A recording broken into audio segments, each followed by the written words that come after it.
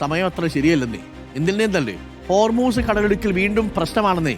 Iran ഒരു വിധത്തിലൊന്ന് നയപ്പെട്ട് ഇന്ത്യയുടെയും ചൈനയുടെയും ഇറാഖിന്റെയും ഒക്കെ കപ്പലുകൾ ഹോർമൂസ് വഴി കടത്തിവിടുകയായിരുന്നു. അതിനിടയിലാണ് ഇപ്പോൾ ചർച്ച പരാജയപ്പെട്ടതിന് തൊട്ടുപിന്നാലെ ഡൊണാൾഡ് ട്രംപ് വന്ന് ഹോർമൂസ് കടലിടുക്ക് അടയ്ക്കുന്നതായി പ്രഖ്യാപിച്ചു. ഹോർമൂസ് കടലിടുക്കിൽ യുദ്ധസമാനമായ സാഹചര്യമാണ്. ഇറാന്റെ തുറമുഖങ്ങൾക്കും തീരപ്രദേശങ്ങൾക്കും ചുറ്റും 15-ലധികം യുദ്ധക്കപ്പലുകൾ അമേരിക്ക വിന്യസിച്ചു. സമ്പൂർണ്ണ നാവിക ഉപരോധമാണെന്നാണ് അമേരിക്ക പറയുന്നത്. എന്നാൽ കനത്ത തിരിച്ചടി നൽകുമെന്നും കരയുദ്ധം തുടങ്ങിയാൽ നേരിടുമെന്നുമാണ് ഇറാന്റെ മുന്നറിയിപ്പ്.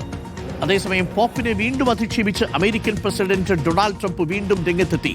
മധ്യസ്ഥ ചർച്ചകൾക്ക് പാകിസ്ഥാൻ ശ്രമിക്കുന്നുണ്ടെന്നും റിപ്പോർട്ടുകളുണ്ട്. വിനീത വേണുണ്ട് വാർഡ് ഡെസ്കിൽ നിന്നും കൂടുതൽ വിവരങ്ങളുമായി. വിനീത വേണു, ഗുഡ് മോർണിംഗ്. വിനീത വേണു, ഹോർമൂസിൽ കാര്യങ്ങൾ അയഞ്ഞു വരികയായിരുന്നു. അതിനിടയിലാണ് ഡൊണാൾഡ് ട്രംപ് വീണ്ടും തനി സ്വഭാവം കാണിച്ചത്. തനി കൊണം പുറത്തെടുത്തു എന്ന് വേണമെങ്കിൽ പറയാം. ഹോർമൂസ് കടലിടുക്കിൽ താൻ നാവിക ഉപരോധം ഏർപ്പെടുത്തുകയാണെന്നൊക്കെ ട്രംപ് അങ്ങ് പ്രഖ്യാപിച്ചു. ഖത്തറടക്കമുള്ള രാജ്യങ്ങൾക്ക് അതിൽ നീരസമുണ്ട്. അങ്ങനെ ഹോർമൂസ് പൂർണ്ണമായും അടഞ്ഞു കിടന്നാൽ ഇറാൻ മാത്രമല്ല UAE, സൗദി, ഖത്തർ ഈ രാജ്യങ്ങളിൽ നിന്നുള്ള ചരക്ക് നീക്കം പൂർണ്ണമായും തടസ്സപ്പെടും. എന്ത് ഒരുക്കത്തിലാണ്, എങ്ങോട്ടാണ് ട്രംപിന്റെ പോക്ക് വിനീത? ഡോക്ടർ അരുൺ, കൃത്യമായി പറഞ്ഞാൽ എന്താണ് സംഭവിക്കുന്നത് എന്നത് സംബന്ധിച്ച ഒരു ധാരണയും ഉണ്ടാകുന്നില്ല എന്നതാണ്. ഓരോ ദിവസവും ഈ പറഞ്ഞതുപോലെ കൂടുതൽ പ്രതിസന്ധിയിലേക്ക് കാര്യങ്ങൾ പോകുന്നു. ഇപ്പോൾ നിലവിലെ ഒരു സാഹചര്യം ഹോർമൂസ് പൂർണ്ണമായും അടച്ചിട്ട നിലയിലാണ്. തുറന്നു കിടക്കുന്നുവെന്ന് ഇറാൻ പറയുമ്പോൾ പോലും അമേരിക്ക 15 പടക്കപ്പലുകൾ വിന്യസിച്ചുകൊണ്ട് അവിടെ ശക്തമായ ഉപരോധം, നാവിക ഉപരോധം തീർത്തിരിക്കുകയാണ്. ഇതിൽ യുദ്ധവിമാനങ്ങൾ ഉൾപ്പെടെയുള്ള പടക്കപ്പലുകൾ ഉണ്ട് എന്നതാണ് റിപ്പോർട്ടുകൾ വരുന്നത്. F-13 ഉൾപ്പെടെയുള്ള യുദ്ധവിമാനങ്ങൾ ഉണ്ട്. മാത്രമല്ല കരയുദ്ധത്തിന് തയ്യാറെടുത്തുകൊണ്ട് സൈനികരെയും സജ്ജമാക്കിയിരിക്കുന്നു എന്നുള്ള വിവരങ്ങൾ വരുന്നു. അതായത് ഇറാനുമേൽ ശക്തമായ നടപടികൾക്ക് അമേരിക്ക ഒരുങ്ങുന്നു എന്നത് തന്നെയാണ് നമുക്ക് മനസ്സിലാക്കാൻ സാധിക്കുന്നത്. ഏതാണ്ട് ചെറുതും വലുതുമായി 11-ലധികം തുറമുഖങ്ങളാണ് ഇറാനുള്ളത്. ഇവിടെ നിന്നൊന്നും ഒരു കപ്പലുകളും നീങ്ങാൻ കഴിയാത്ത നിലയിലേക്ക് കാര്യങ്ങൾ എത്തിച്ചിരിക്കുന്നു.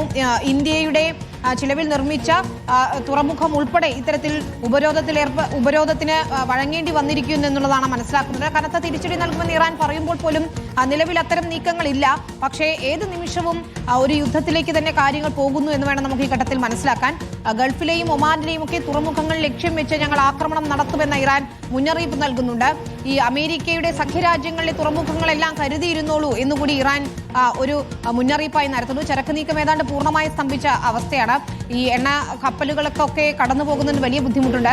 നേരത്തെ ചൈനയിലേക്കും ഇന്ത്യയിലേക്കും ഒക്കെ ഏതാനും ചില കപ്പലുകൾ കടത്തിവിട്ടിരുന്നെങ്കിൽ പോലും ഇപ്പോൾ അത് പൂർണ്ണമായും നിലച്ച അവസ്ഥയാണ്. പക്ഷേ ഗൾഫ് രാജ്യങ്ങൾ ഇതിൽ ശക്തമായ നിലപാടെടുക്കുന്നുണ്ട്. ബഹ്റൈൻ രാജാവുമായി UAE പ്രസിഡന്റ് ചർച്ച നടത്തി, സാഹചര്യങ്ങൾ വിലയിരുത്തി. ഇപ്പോൾ UAEയുടെ പ്രതികരണം വരുന്നത് ഹോർമൂസ് കടലിടുക്ക് ഇറാന്റെ സ്വത്തല്ല, ഇത്തരത്തിൽ ചരക്ക് നീക്കം സ്തംഭിപ്പിക്കാൻ കഴിയില്ല എന്നതാണ് പറയുന്നത്. വിട്ടുവീഴ്ച ചെയ്യണമെന്ന് ഖത്തറും ആവശ്യപ്പെടുന്നുണ്ട്. ഇപ്പോൾ ഈ ഘട്ടത്തിൽ വരുന്ന ഏറ്റവും പുതിയ അപ്ഡേറ്റ്, വീണ്ടും ഒരു ചർച്ചകൾക്ക് വഴിയൊരുങ്ങുന്നുണ്ട്. പാകിസ്ഥാൻ തന്നെ ഇതിന് ശ്രമിക്കുന്നു, തുർക്കിയുടെ പിന്തുണയുണ്ട് എന്നുള്ള വിവരങ്ങൾ കൂടി വരുന്നുണ്ട്. പക്ഷേ ഇതിൽ ഇറാനോ അമേരിക്കയോ ഇതിൽ മറുപടി നൽകിയിട്ടില്ല. ജനീവയോ ഇസ്ലാമാബാദോ അടുത്ത വട്ട ചർച്ചകൾക്ക് വീണ്ടും വേദിയാകും എന്നുള്ള വിവരങ്ങൾ വരുന്നു. അതേസമയം തന്നെ ഈ പോപ്പിനെതിരായ വിമർശനങ്ങൾ ട്രംപിനെതിരെ അവിടെ അമേരിക്കയിലെ പൗരോഹിത്യ സമൂഹം വലിയ പ്രതിഷേധം അറിയിച്ചിട്ടുണ്ട്. പക്ഷേ മാപ്പ് പറയാൻ ഞാൻ തയ്യാറല്ല, പോപ്പിന്റെ നിലപാട് തെറ്റെന്ന് പറഞ്ഞുകൊണ്ട് നിൽക്കുകയാണ് ട്രംപ് ഇപ്പോഴും. ഏതായാലും ആ രീതിയിൽ പോപ്പിനെതിരായ വിമർശനം തുടരുന്നതിൽ ലോകരാജ്യങ്ങൾക്കൊക്കെയും അതൃപ്തിയുണ്ട്. പക്ഷേ ഹോർമൂസിന്റെ കാര്യത്തിൽ അത് തുറക്കണം, ഇറാൻ വിട്ടുവീഴ്ചയ്ക്ക് തയ്യാറാകണം. പന്ത് ഇപ്പോൾ ഇറാന്റെ കോർട്ടിലെന്ന് JD വാൻസിന്റെ ഒരു പ്രസ്താവനയും വരികയാണ്. Doctor okay, thank you. Vineetha വേണുവാണ് വിവരങ്ങൾ നൽകിയത്.